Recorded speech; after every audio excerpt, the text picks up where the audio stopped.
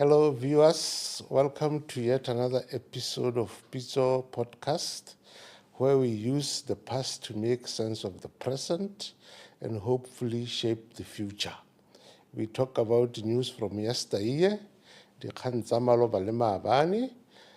name is Tshwaragano Mmereki, your host, and my guest today is a renowned historian, Dr. Jeff Ramsay, who is going to help us talk about a very important topic on the Lobatse Independence Conference.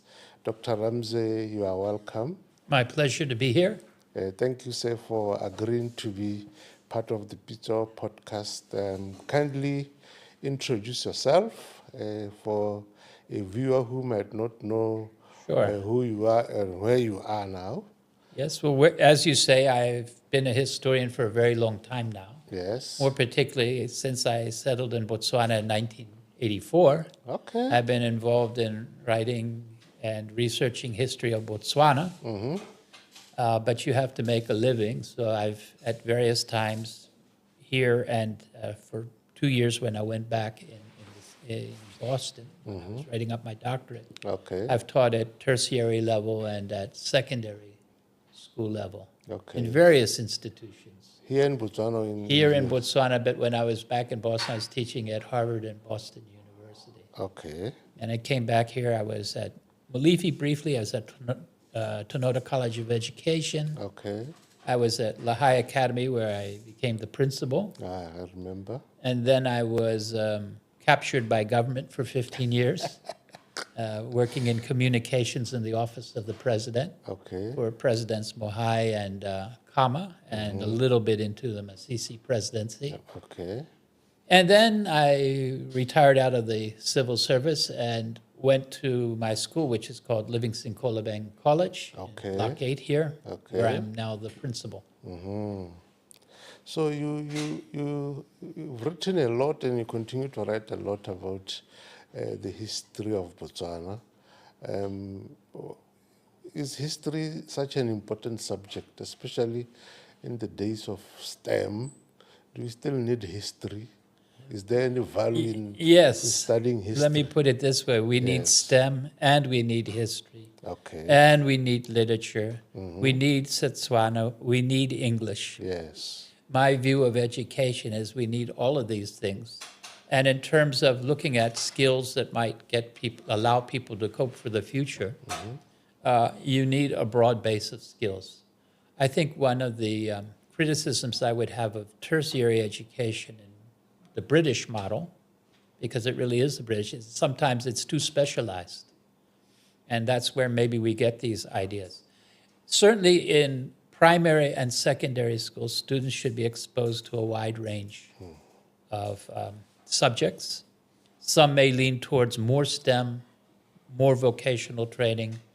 I mean, at my school, we have all kinds of commercial courses, enterprise, accounts, business studies, economics. We also have subjects like tourism, travel and tourism, to prepare people into that. Languages, we have Chinese, French, Setswana, English. So in the school, but it's a reflection of what I would say is a philosophy. You need a broad skills base. I ended up being a historian, but I did STEM in high school as well. Yes, yes. And I could have very easily veered towards biology because those biology along with history, if I go all the way back to those days, were the subjects I was very good in and loved the most. But it's all the more important because, with people want to say, I need to educate for a job. But even if you're at university, you can't really do that in the modern era. Until recently, we say, okay, go be an engineer or be a lawyer or this or that. With AI and technological change, we cannot predict what jobs are going to be in the future. Okay. But to put it another way, when you and I were working together in government communications, Yes. we were leveraging over the power of the internet, adapting social media and the likes to government communications. That's at least one of the main things we did. Of course, we were working with more traditional media. And again, when I write history, what do? I research online, I write online. And before that, even from the 1980s, before the internet, I was also already word processing. But when I was a child, there were typewriters. They were horrible compared to word processing. Yes, yes. Now, I bring all of this up because when I was in the office of the president, I was helping to drive social media. And also, we were trying to work on e-government. It didn't work out so well, and other issues. Those very technologies did not exist when I was at university or even when I was at graduate school. Yes. So how would I prepare for those or anybody else? And so, yes, if you think that you're training for a job, you may be, digging your grave. But if you are gaining skills, and I did gain skills, I believe, at both secondary and tertiary level, I gained, reasoning skills, communication skills, an understanding of science, which allowed me to adapt to new sciences. Those sorts of things, I think, have stood me well, and that is what I would recommend and do recommend to my students. Okay. That education should make them adaptable. They should go for a holistic education to understand the natural sciences, the social sciences, as much languages as they can understand, because language is not only about learning a language so you can communicate it, but it will develop your mind. Okay. Literature and the likes, they are the training for communications. And we live in a communications age, so to put it the other way, there are some people who are wishing to downplay humanities. And in some of our schools, we don't even have humanities, if I'm talking about some of these tertiary schools. But, humanities is about education and understanding, and those are core to the communications age. So it's not an if or that. STEM is important, humanities are important, natural sciences are important, vocational subjects are important. Yes, thank you very much for that. Coming back to history of Botswana, do you have any particular area of interest, or you study any and everything? I have been studying a bit of everything within certain parameters. First of all, I've delved down into Botswana history because this is where I am. Okay. This is now my country. Yes. And, if I was in the Bahamas, I might have studied pirates or something. Okay, okay. But it's also been both an obsession and a frustration and a challenge, because although there's a very rich history of Botswana that I and others have been writing about for a very long time, and when I talk about others, lots of indigenous scholars, some amateur as well as academic, some even going back before independence, if we talk about Dr. Malema and others who wrote histories, or even going back deeper, some who wrote down oral traditions that are preserved in various archives, who were Batswana, writing in Setswana more often. So the history has been there. But when I look at what we teach in our schools, it is very underdeveloped, in my opinion, and has remained underdeveloped. And that is a shame. Why should we learn history? Well, among other, I think at the core of it, particularly when we talk about local and regional history, they are our identity. They are our identity. And I always use the analogy of amnesia. An individual who doesn't know their past doesn't know who they are. This sometimes can happen. Somebody gets a bump on the head, and fortunately, usually it's transitory. They don't know who they are. And if they don't have, if they are found without identification, it can be a big problem. It's the same with a nation or a community, whether we talk about, a village or a broader community, certainly a nation. You need to know where you come from, I think, and have a collective narrative of where you come from. Now, when I say a collective narrative, history is always contested. Some people will say, oh, Sekedi Khama was a great man. Others will say, no, he was exploiting this group, or he chased Mshwajwi away and brutalized. These sorts of things happen in any country's history. American history is sort of well known from Hollywood, maybe not from an academic point of view in their country. And we know that they've had race issues and issues of stealing land from the Native Americans. These are issues that should not be forgotten. They are part of a broader fabric of America. And if you go to any American who is not, basically a crazy person, they will acknowledge, okay, these things were important parts of the history, even if they want to try to spin it this way or this way, say this thing's more important, or this president was a great president. No, he was a terrible president. So history will be a debate in any society, but people need to have that debate. They need to have a shared narrative of their country. And I think in our case, we are a country also very much part of a Southern African region. Of course, we're part of a wider African region and a global region.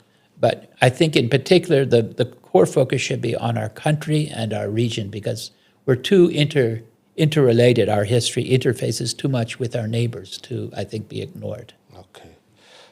Against that background, I just want us now to focus on the topic of discussion today. Yep. We've learned about the importance of history, that it provides us identity and shows us our regional linkages. So today we're going to talk about the Lobatse Constitutional Conference, 1963. And just allow me to ask a stupid question. Did this really happen? Because a lot of people say our constitution was pushed into us.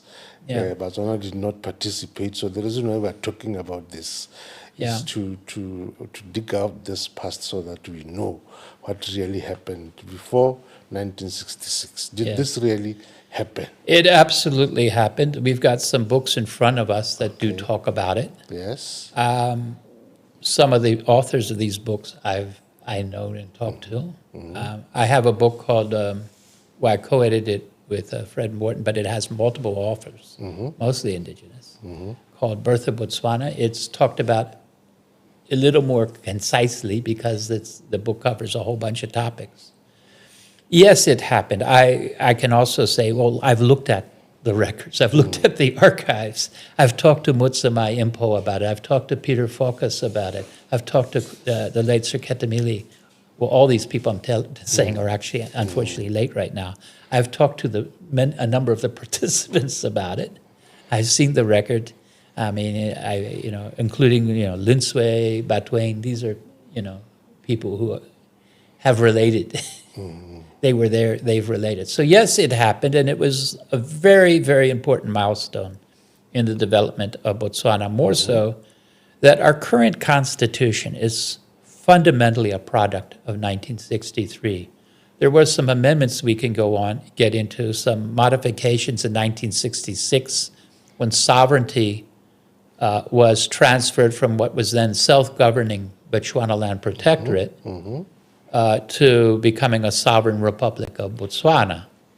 And so sovereignty and sovereign authority went from the British Crown to our parliament and vested within our head of state as a symbol thereof, replacing at the time the Queen Elizabeth II. So yes, 1963, the first thing, yes, it did happen. Then the next question people have, well, did the British not just impose a model? Yes. And I can say no. First of all, there was two sets of meetings, I think, or two, I would say sets of meetings, because these are over multiple time. They initially met, I think it was in the beginning of July, to set the agenda amongst themselves. Who were they? At the time, there were three political parties. Yes. There was the Bechuanaland, as it was calling itself then, Democratic Party, the Bechuanaland People's Party, except that the Bechuanaland People's Party had split in two in August of 1962, a year earlier. So there was Bechuanaland People's Party, we'll call it one, except it's the one that remained, is the BPP we know today.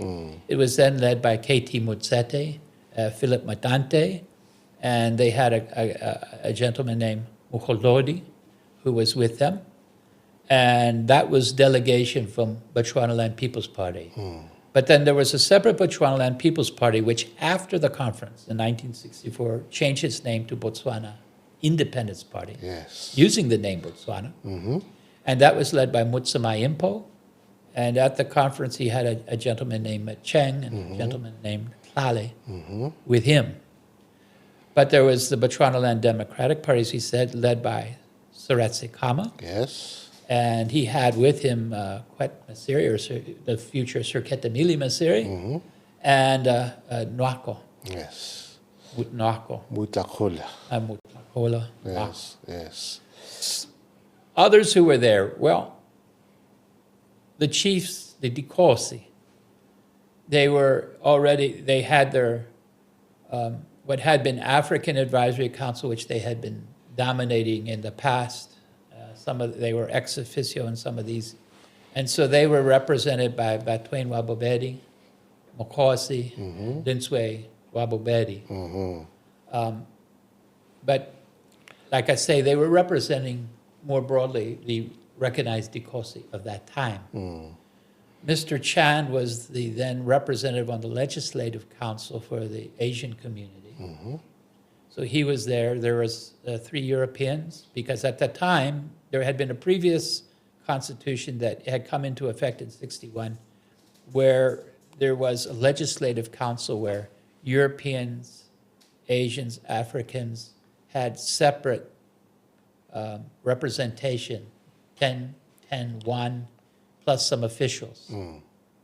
And on that body, there had been the Europeans electing their own representatives, the European settlers. By the time of the Lobatse conference, it was Mr. Morgan, Mr. Haskins, and Mr. Meinhardt. Yes. Who were there as the elected representatives of the then European community in Francistown Farms and further down south here. So what you are saying is the representation at the Lobatse conference was representative of all the, let's say, races, the blacks, the whites, and it was Asians. And I would argue for its time, Okay. it was inclusive. Now, if we were to have constitutional consultations today, we would not do it the same as they did it back in 1963. Okay. The most important part was that the then merging nationalist political parties were all at the table. And if we even look at this thing from an ethnic point of view, were they all ethnics at Batswana? No. Were there Bakalanga there? Yeah. Were there Waye there? Yeah. Yeah. Not necessarily representing Waye as a constituency. And that's also another important thing. For example, Mutsumai Impo had been involved in Waye rights issues. Yes. But he was also a nationalist politician and indeed a regional politician from his involvement in the African National Congress. At the time, the emphasis of the political parties was about varying visions of creating an independent Botswana as we know it today.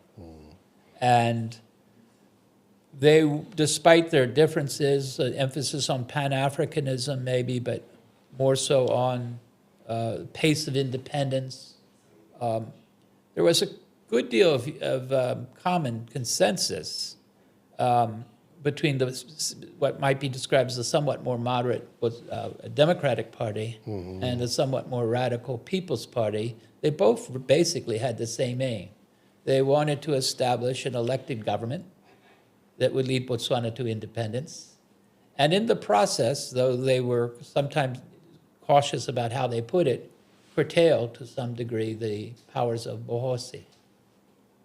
So this issue of representation, I think I've heard some people raise it that if, say, a certain sector of society was not represented, it means the constitution cannot be representative enough. Say if women were not represented, it means their views or whatever, their rights are not protected in the constitution. Does representation have a bearing on how the constitution comes out? Well, broadly, I would say that it does. Yes. At the time, it's true that there weren't any women in the room. although women were supporting these political parties, the issue of gender representation, of course, is an enduring issue in our society. So I don't think we would argue that there's perfect representation or that even there can be. I think we would acknowledge that if we are going to have constitutional review, as government has promised, that it will take a different route. And looking at interest groups, if you want to put it that way, but definitely you would want to make sure that gender issues are addressed, ethnic minority issues are addressed, maybe there'll be even sectarian issues, regional issues. But if we dial it back to 1963, the demand for political change was coming from nationalist political parties, not just in our country, but in our region. And those people were fully represented, I think is the important thing.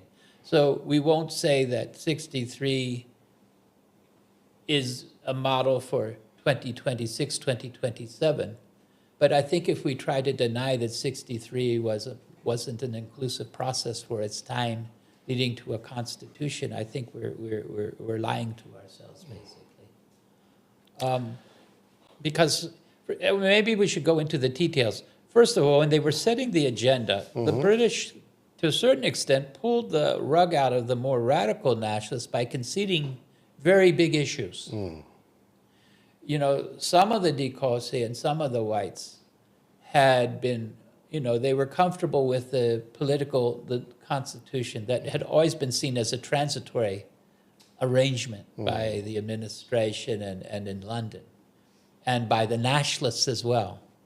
The BDP embraced it as a transitory arrangement, the Legislative Council. The BPP boycotted it because of its nature, but the BPP only participated in that this has to be a stepping stone.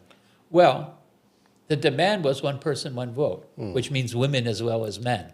So that issue is on the table. And the government had already gotten agreement, with some reluctance from the whites and the Dikgosi, and was otherwise, you know, bowing to the demand of all three of the nationalist parties that there will be one person, one vote elections to, you know, elect a National Assembly, which will have the power to make laws and push forward a path towards independence in Botswana.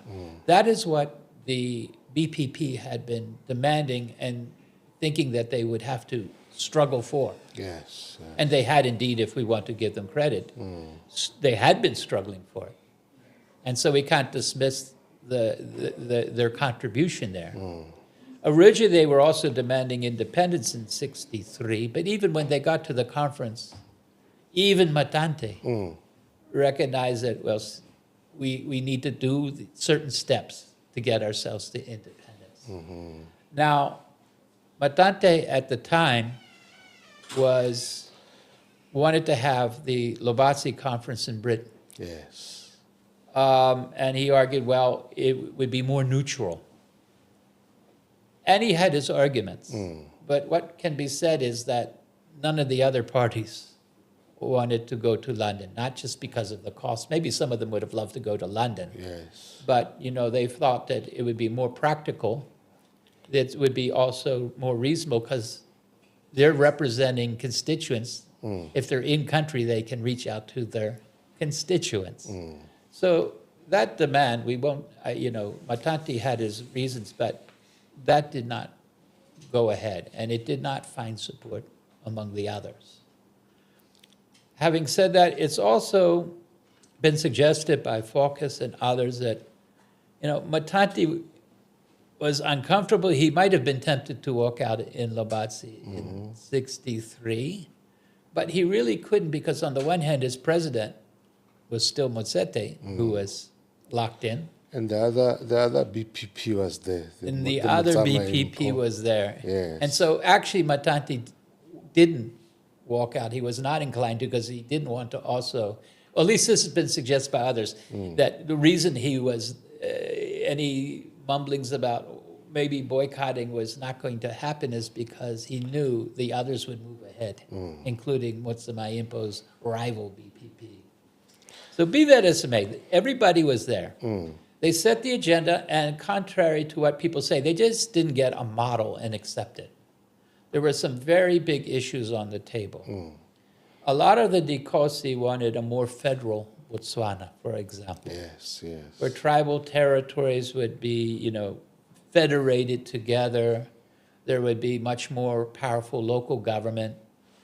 That was an issue. A unitary country or a federal country or maybe something a little bit in between.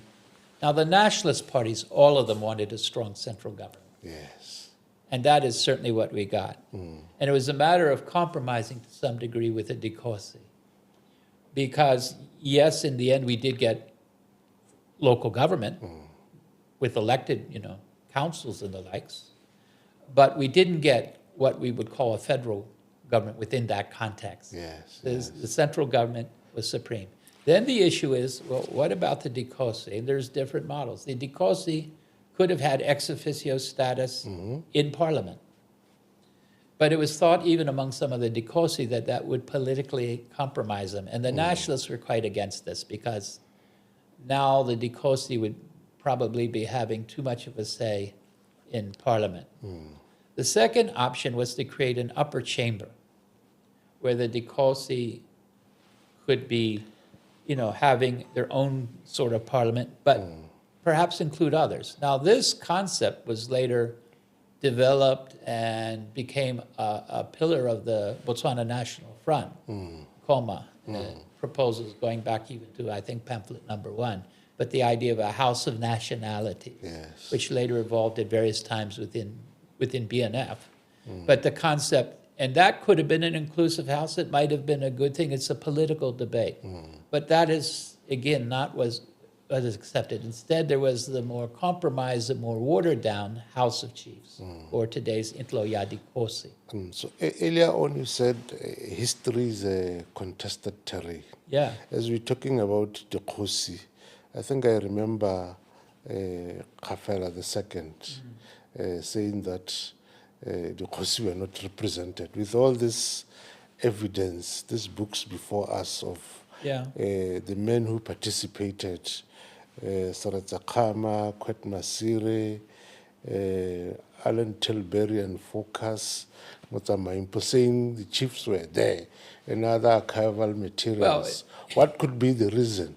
I can't speak for Khafela. Yes. He has his ideas, which I don't want to necessarily contest. Okay. But if we're talking about were the Dikgosi there, of course they were there. His father was there, Linswe Wabubedi. Yes. So were the Dikgosi entirely happy with the outcomes?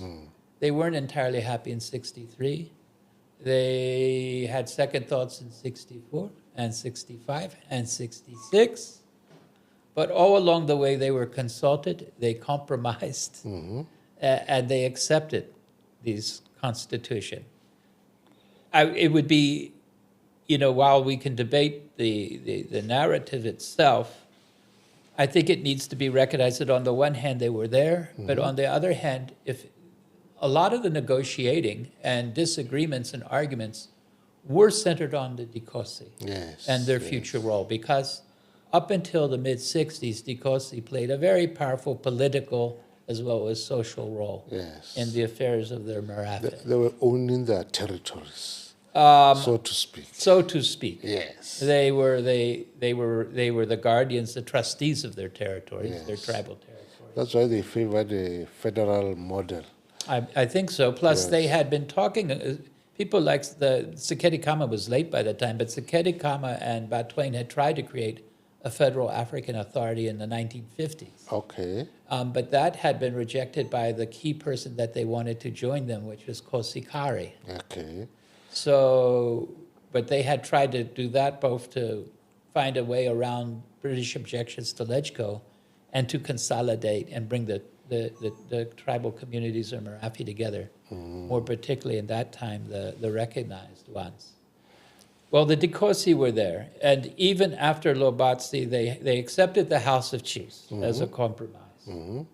But then, before we do have a second phase, Coming out of this constitution in 63, it's important to note that we have an election on March 1st, 1965. Yes. But before we could get to that election, as was agreed at the Constitutional Conference, certain steps had to be taken. Yes. Like it was agreed that there would be, I think it was 37 constituencies initially, but the constituencies would have to be demarcated. There would have to be a new census. There would have to be voter education. The capital had to be transferred to Gaborone from Mahikeng. Yes. This had already been agreed to by LegCo. Certain discriminatory legislation that was already under review and being repealed, that process had to continue. There was discussions also on issues of what we would colloquially call Bill of Rights within the Constitution. And there were different wordings for that were debated. But coming out of 63, the main thing now was setting up for the independent, for the first national election. Yes. And we get a whole year because it took that long basically to organize the mechanics of the election and also organize various other steps. But also the plan was, people knew that the LegCo will cease, its term will expire in 65. Yes. So there was agreement on that goal. It wasn't the initial position of the BPP, as I say, because initially it's like independence now, independence in 1963. But there was acknowledgement that process has to be. And interesting enough, at this point, Matante is the one who actually pushes process and then quibbles over the process. Meanwhile, in 64, some of the Dikgosi are having second thoughts about the House of Chiefs. And then when we have the election, of course, it's very important to note that the election was held. Something like overwhelming, over 70% at least of the potential electorate voted. It was a high turnout. Yes. It could have even been pushing into the 90s. The election was an overwhelming landslide for the BDP, Yes. which they took as an electoral mandate. They had 80% of the vote. And all but three of the seats that were directly elected. So in that context, Parliament began to meet from March of 1965 all the way till we get to independence in September of 1966. So then it fell on that parliament to push Botswana to independence. Now, in March of 1965, Seretse becomes prime minister. Yes. The head of state is somebody called the Queen's Commissioner, replaces the Residence Commission. Yes. And he, because it was a he, there was two he's, there was Focus, and then there was, what's his name? But I only remember Focus from the book. yeah, well, Focus was the most prominent, but right before independence, Okay. it was replaced. Yes. But that person was representing the residual interests of the crown and was otherwise just representing the crown still had responsibility for defense and foreign affairs.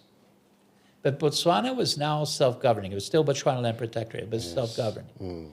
And Seretse Khama becoming prime minister with Masire as deputy prime minister. Right in March, they said, we are going to go for independence next year. They were still using the Lobatse constitution. I want us to link. Well, I'm getting it. That's what I'm getting to. Yeah, so we the have Lobatse and the- an elected parliament. We Yes. have a House of Chiefs. Yes. We have courts. And we have a functional constitution. So now, with the determination to go for independence, it's about, okay, when will be the date? Which has to, and at this point, the government's still in Mahikeng.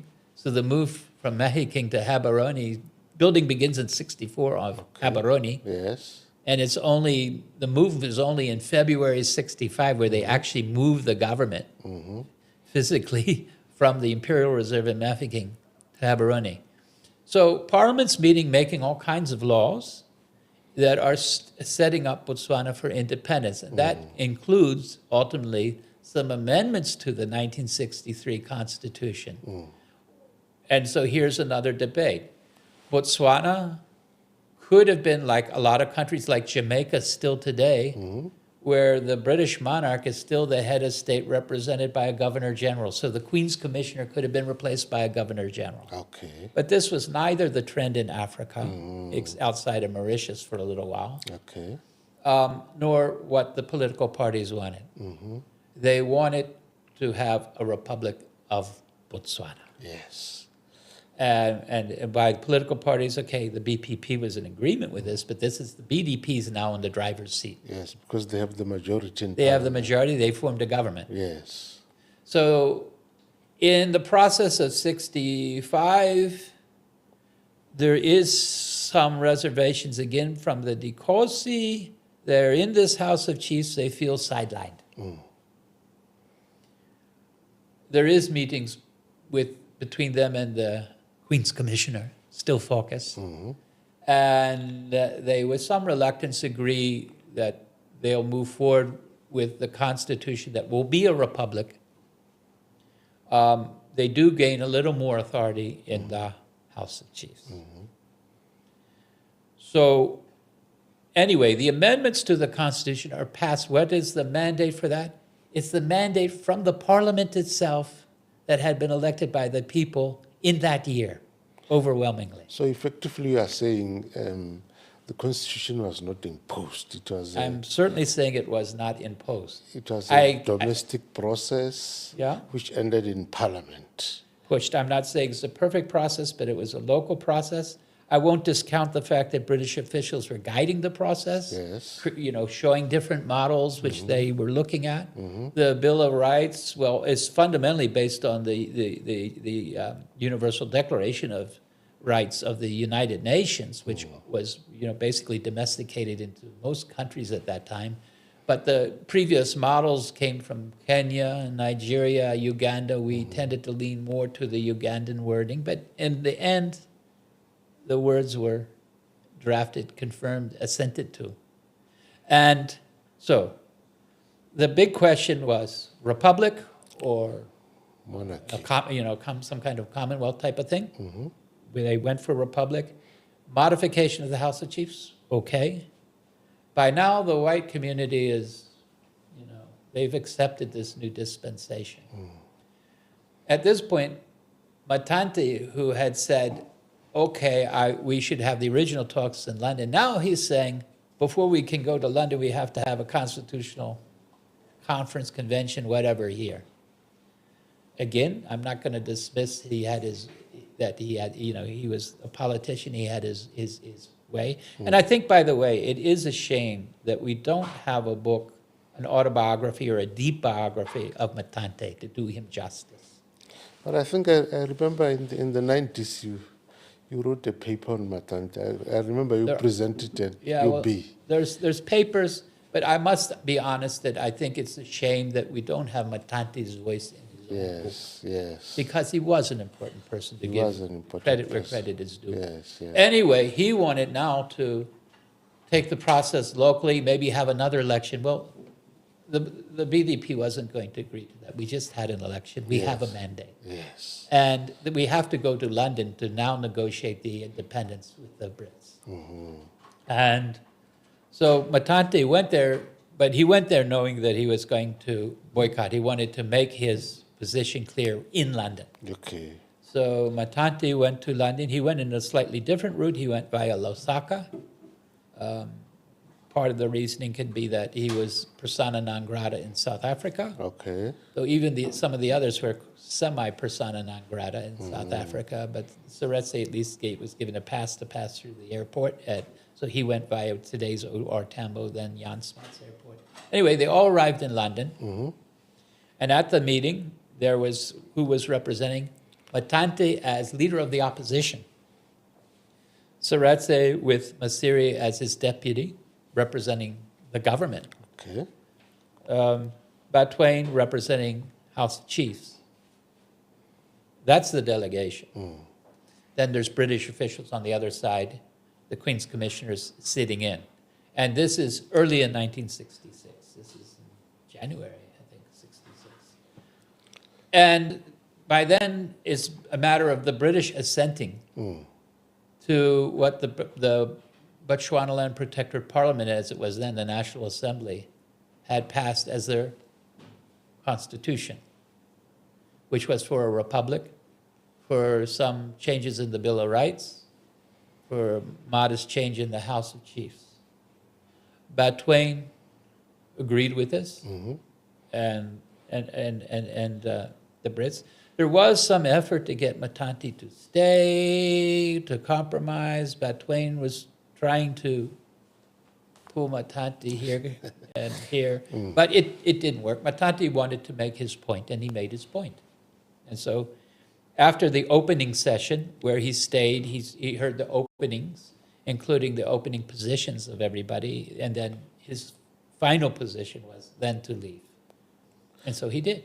So the Marlborough House discussions were just to adopt with minor changes the constitution that came from Bechuanaland Parliament. Well, yeah, they was for the British to accept, because it still had to go now become British law. Okay. In the way it worked in those days, British Parliament had to say, yeah, we've given up Botswana. Yes. But it was more a formality. The only drama was Matante, because there had been reasonable consensus on these amendments. And Matante's objections at this point were more procedural rather than, okay, but should we have more parliamentarians here or there? He wanted a new election. He wanted to open up a new consultation, and the other parties rejected that. Okay. As a historian, you depend a lot on archival materials. Yes. I think in one of our episodes, we were with Attorney Rantau, and we discussed the minutes at Marlborough House conference in 1966. And we ended up talking about the value of archives. I just want to pose a question to you, that what is your view on the archives that are still outside the country? Do they put a constraint on you researchers? Not so much, and increasingly less so. Okay. But if we're talking about the Constitution, Yes. yeah, if you might have some internal British documents about what they were thinking that are in the PRO, that is the British Archives, that might not be here. There could certainly be some secret dispatches, like what did the British cabinet say at the time? So those things are opening up. Okay. The core of minutes of not only Marlborough House, but going back to the Lobatse conference, they're in our National Archives. They are voluminous. Okay. There is a lot. That's why I say all these arguments. It would be hard for me to, the discussions between Focus and the Dikgosi are minuted in detail. All of these things are minuted, and for example, Professor Utlahile Bojosi, Yes. he's looked at it not just from a legal mind, but from a historical legal mind. He's written a paper just on 66, but he's done presentation and really studied the whole thing, the Lobatse conference in its fullness. So that material is there for everybody to go see. So if you want to see what Kosi Linswe was saying, what he was agreeing and disagreeing about, it's there. Now, a lot of perceptions are shaped by political rhetoric that happened both at the time and since, and a lot of it is since. We know, for example, that Kosi Batswana, although he accepted the Constitution, by 1968 he was still frustrated at what was happening, how Bohosi was being chipped away, and or other perceptions that he didn't like about the new order. So what did he do? He found a political home in the Botswana National Front. He embraced the concept of the House of Nationalities, from what we know. And, he took his career to a different stage as a political opposition leader. And here again, if we look at what the BNF had to say as opposed to the BPP, as opposed to the BDP, each of them had their perspectives. But yes, our own archives has the bulk of if we're talking about documentary evidence rising from the period of colonial rule and into the independence, all the material's there. Okay. But if you want to look at the British, the good thing about the British right now is that you can go online, type it in, You might not be able to download the document, but you can find out what documents are there that are open Okay. to the public. Okay. And by now, the 25-year rule and the 50-year rule, in Britain, they have 25, 50, 75-year. Then some documents seem to be sealed for a very much longer time, a century or so. But most of any key documents have now been declassified. But when I've gone to the Bureau about a lot of these issues from this period, I find that it's not as wealthy as what I can find here, not as full. Is that so? And when I do find stuff, it's more often than not parallel to parallel documents. What you can find, there is material in London that you can't find here, and then there is, if you really want to do a deep dive of this, and you were determined to see what was the imperial British thinking, what were the strategic issues, and we know there's other issues, like the British government was playing a very complex game with the liberation movements. Now, not all of that's here, although we were exposed to that from documents here. A lot of stuff is declassified here, involving the movement of Mandela, for example, the movement of Samora Machel, relations with the African National Congress, what did Tambo do in Sorowe. Those sorts of things were declassified here long before they were declassified in London. Okay. So in many ways, a lot of scholars have probably missed this, but here has been more of a wealth of information on certain aspects of the regional struggle that have been more hidden in Britain or maybe even in Washington and other places. We've attempted, I think, during the Masire regime to amend the constitution. Now there is also a move by the current government to comprehensively review the constitution. This archival materials that we have in Botswana that I maybe erroneously thought they were still in London. How beneficial or enriching could they be to educating the public, enriching the process of review? Do you think they can, if they are made more prominent publicly, do you think they can enhance our discussions? I think a little bit. I don't think it's the whole thing. Okay. Because, well, put it another way. First of all, some of the decisions that were made in the 1960s Yes. might have been appropriate. They certainly were the political decisions made then. Okay. Like in the 1960s, it was a deliberate decision to make the head of state and the head of government one in the office of the president. Yes. That's not usual for a lot of other Commonwealth countries, or Britain, or a lot of other countries. And according to Masire and others, they did this purposefully to have a strong executive. Yes. Now, a lot of people nowadays, and I would tend to go along with them, is my personal perspective, think that, okay, we need a strong president, but maybe we need more checks and balances. Okay. And maybe we need a greater balance between parliament and the executive branch. Well, you can go back and see why they opted for a strong executive at that time, but that doesn't preclude the fact that maybe times have changed, and nowadays the people want a different. Again, they went for a constituency-based first-past-the-post system then. If people want proportional representation or some mix of proportional and constituency, there's different models that can be looked at. They were looking at different models then. Nowadays, we have more models. Yes. But ultimately, we have to make our own decisions in our own country what model we think best fits us. And I would argue within what was available at the time, that is what they were doing in 63 and 66, not with absolute agreement, but with relative inclusivity and consensus for that period. If we're going to move forward, we should be having a much broader, in my view, set of consultations. And there's no reason why we can't fundamentally change the Constitution if that's what people want. And part of it, I think, too, is in JC, we've been teaching for years separation of powers. Yes. As if we're in the United States or France or Russia. I mean, going by their constitutions, we can debate how well they implement their constitutions.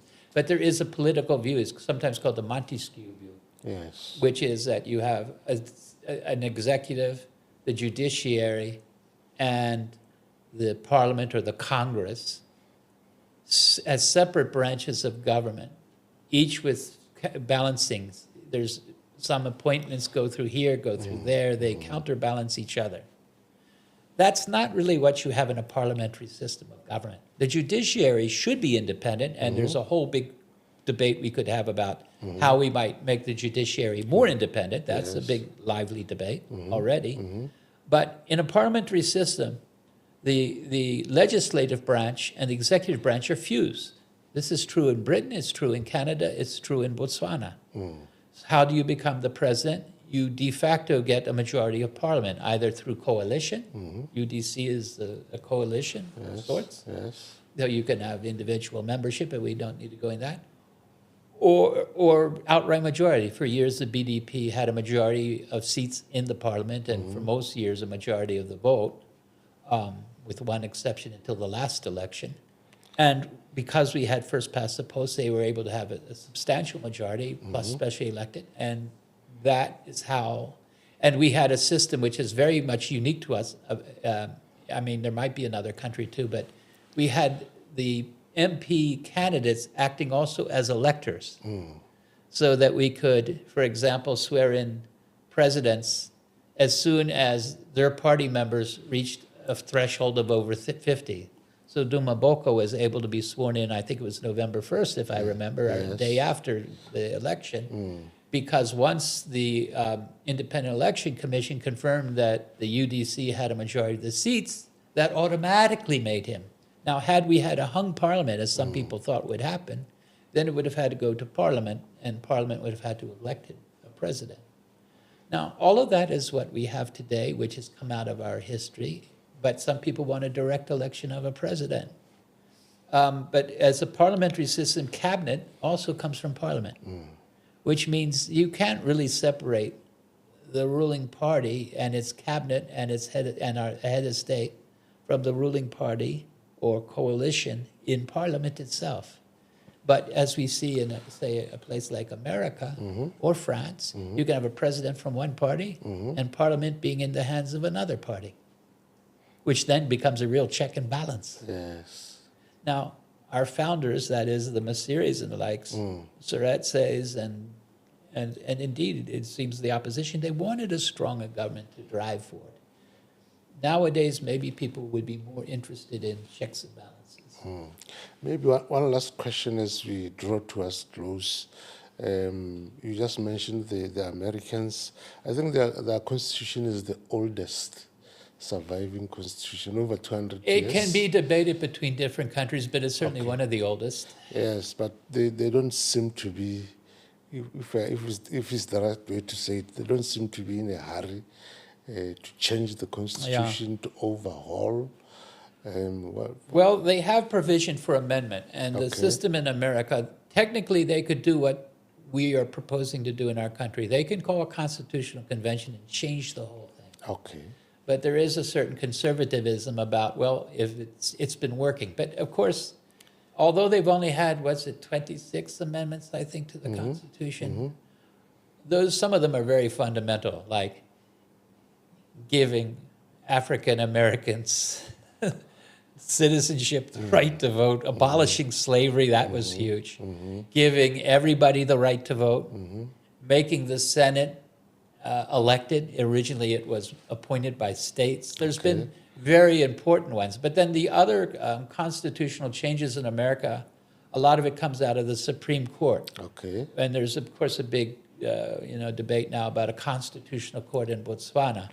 Well, the Supreme Court has established itself in America as that which interprets the Constitution. And in the process, it has fundamentally changed the law, is constantly changing the law by its interpretations of the American Constitution. So when we talk about a whole lot of other rights, including making sure that the civil rights of African Americans are actually respected, not just in law, but in practice, these come as court decisions very often. That's why you read the news from America. There's so much debate about, is Trump's actions legal or not, whether it's in immigration, tariffs, and all these issues. Because in that, you can see the judiciary also has a very powerful role in governance by interpreting the laws in the context of the Constitution. Okay, Dr. Ramsay, any last words as we close? Well, going back to it, I think if we're going to go forward with constitutional change, on the one hand, we should be open to new ideas, but I think we should know where we're coming from. If we have a lot of myths about where we're coming from, maybe that will confuse us as to what are the issues. And at any rate, we may say, okay, these guys made these decisions, we don't agree with them now. That's fine. But we should probably understand why those decisions were made at the time and by whom. Otherwise, a constitution is constantly evolving, whether it's the American way or many countries have had constitutional reviews and evolved their constitutions. It's in the nature of any society to evolve one's constitution. Thank you very much, Dr. Ramsay, for your time. We learned a lot from what you said about the value of history and having different skills, studying different skills, and especially about the 1963 Lobatse Constitutional Conference, that indeed it happened, and then the Constitution was confirmed in Parliament by Batswana, who were elected, and then taken to Marlborough House so that the British can give us independence. These are my takeaways. Thank you very much, sir. Viewers, we want to thank you for watching Pitso Podcast. Don't forget to subscribe, like, and share. Thank you very much. See you next time.